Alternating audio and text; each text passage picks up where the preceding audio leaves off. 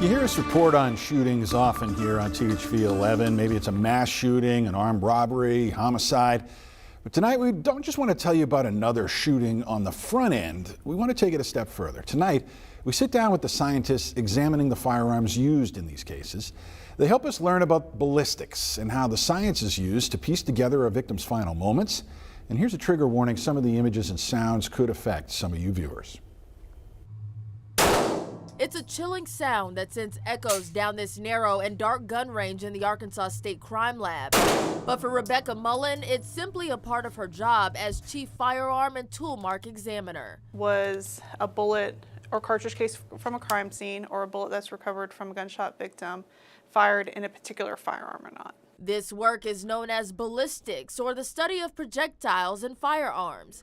It keeps the crime lab very busy, a critical part of solving gun-related crimes in Arkansas. We can take this bullet and examine it. We can weigh it, measure the diameter of its base, and count the number of landing groove impressions to determine what's called our class characteristics. In 13 seconds, it's a scan of the entire patient's body. Theodore Brown is the chief medical examiner and director of the crime lab.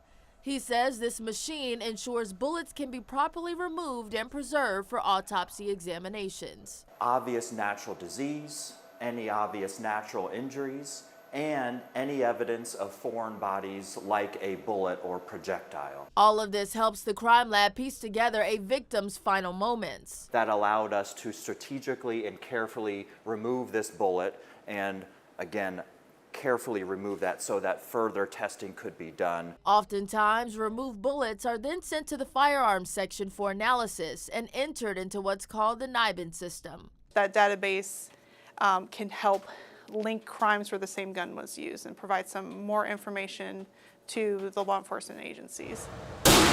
We had the firearms section walk us through a typical scenario to show us how their department conducts test firing, so the cartridge cases and bullets can be examined. One on the right is test fires from a gun, and the one on the left is an evidence bullet. So those markings that are transferred onto the evidence bullet are unique to it, like a person's fingerprint is unique to them. Mullen says this isn't glamorous work, but it is meaningful. Both the firearms and medical examiner sections often play pivotal roles in providing pathways to the truth. Definitely a good feeling knowing that we're providing some information and that may help lead an investigation. In 2023, the firearms section received 2,452 total submitted cases.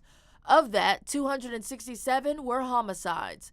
And while these examiners might not ever know these victims or these families personally, the work they do behind the scenes is critical for families desperately waiting for answers. Like Tina Dobbins, whose son was shot and killed nearly 2 years ago. We talked for a little bit, and my husband was taking a nap.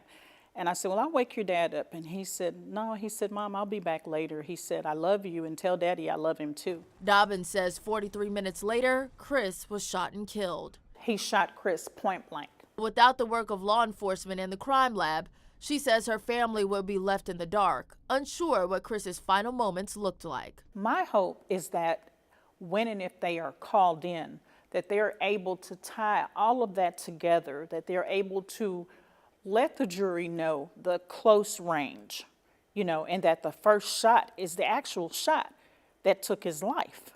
Sitting through a trial is going to be difficult, but we as a family, we have to do it. Faith Woodard reporting for us there. The crime lab says the firearms section uses comparison microscopes to help provide answers in cases.